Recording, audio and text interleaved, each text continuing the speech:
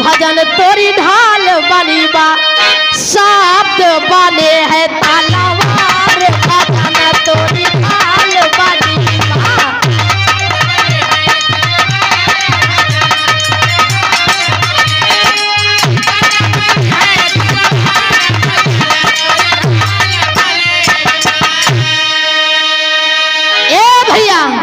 भजन तोरी ढाल बनी बा, शब्द बने है तलवार, भजन तोरी ढाल बनी बा।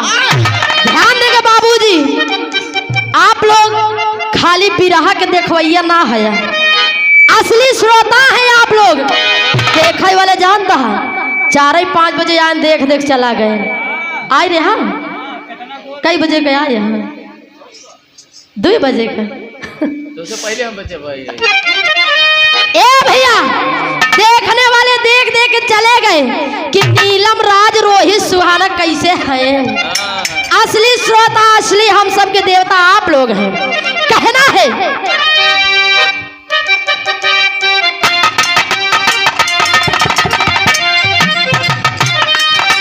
पहले जन्म भवा बेटवा का, पीछे जन्मा बाप।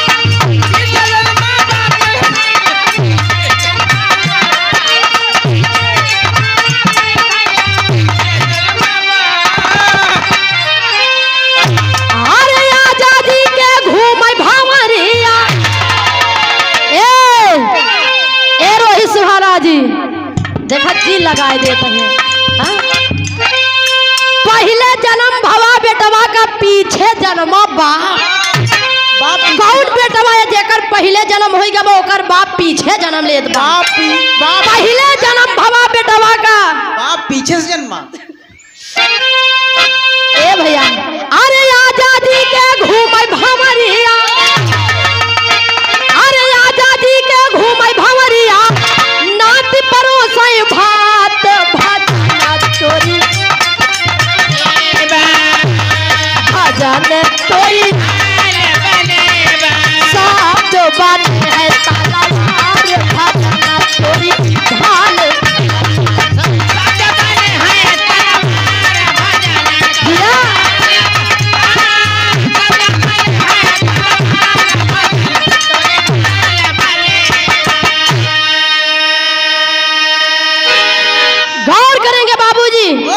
पहले जन्म भवा बेटवा का, पीछे जन्म बाप।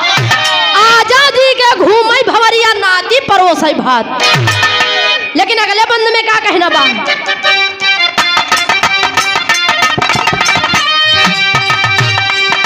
सास कुंवारी बहुलर कोरी, ननद से ठौरा खाए।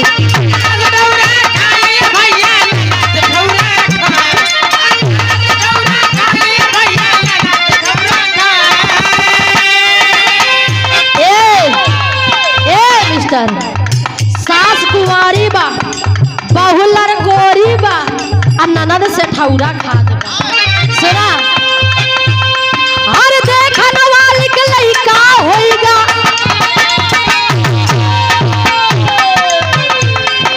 देखन वाली के लइका होइगा, पाठ पियावत जात, भजन तोरी भजन तोरी शब्द बने है तलवार, भजन तोरी ढाल बनी।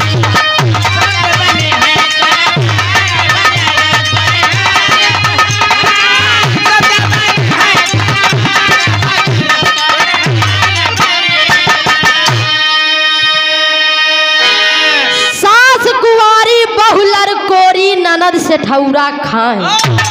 देखन वाली के लड़का होइगा, जे जे देखा ओकरे साथे ही दशा होई गई।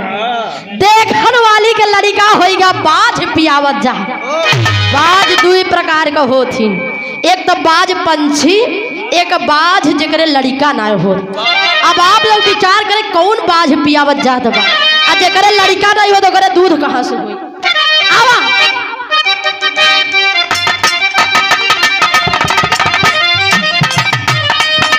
एक चीटी के मरले से 900 गिद्ध अघाय।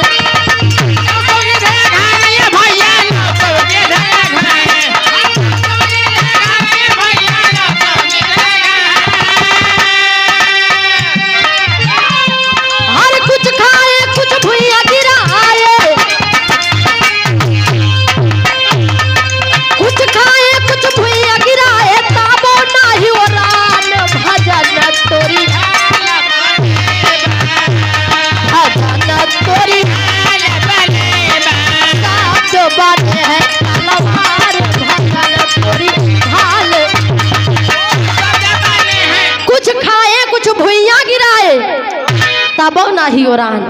अब बतावा कौन चीटिया? सही हो। हाँ, अगर आप लोग पूछी हैं तो इनके बाद हम बतायू देव, लेकिन अभी आप लोग विचार करा कि आखिर आ का लास्ट लाइन में कहना है।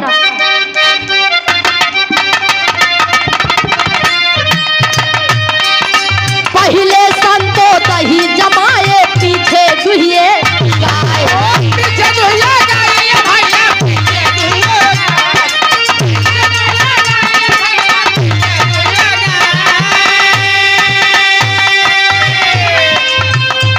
हर बछड़ा गाय के पेट में रहेगा। ए भैया दही जमाए उठाबा, अबे बछड़ा गाय के पेट में बा। हाँ कहना बा, बछड़ा गाय के पेट में रहेगा। अरे माखन हाट बिकात, भजन तोरी हाल बलेबा, भजन तोरी हाल बलेबा। साथ बने है तलवार, भजन तोरी